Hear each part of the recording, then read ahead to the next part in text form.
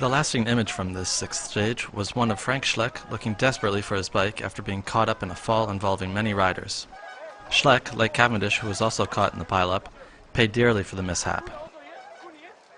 Yet another transition stage, not in the least bit uncommon for the first week of the Tour de France. Sprinters need to have their day in the sun, and since Sunday, they have not disappointed. Once again, today's 270-kilometer stage between Epernay and Champagne and Metz in Lorraine does not feature any particular difficulties, although there is a Category 4 climb at Bussière and an intermediate sprint at Saint-Mihiel under skies that are expected to be threatening.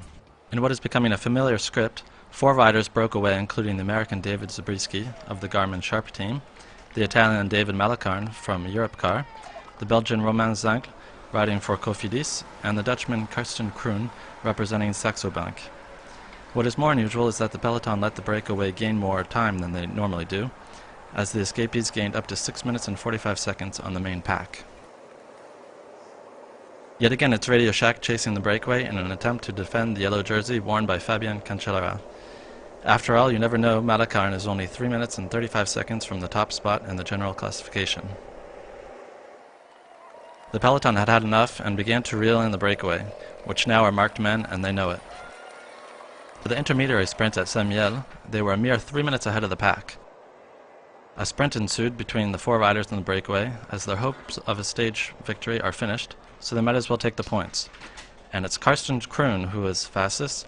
The peloton sprint was won by Matthew Goss ahead of Mark Cavendish by less than the length of a tire, and Peter Sagan, who was always out in front. At 25 kilometers from the finish line, a massive fall in the peloton did serious damage. 100 or so riders, including Thomas Vauclair and Frank Schleck, have been slowed down, in addition to Ryder Hesjedal and Johan van Zumeren, the winner of the 2011 Paris-Roubaix. Mark Cavendish was caught up in the fall and once again finds himself separated from the peloton. The peloton finally caught the breakaway as we headed toward a sprint at the line. It was a massive sprint, but without many of the star sprinters of this tour, although the new king of the sprint, Peter Sagan, would be in the mix alongside André Greipel. One of the two would bag his 3rd victory of the tour, and in the end it was Sagan. The young Slovak won his duel with Greipel. It was his 3rd victory in his very first Tour de France. Sagan was simply too strong.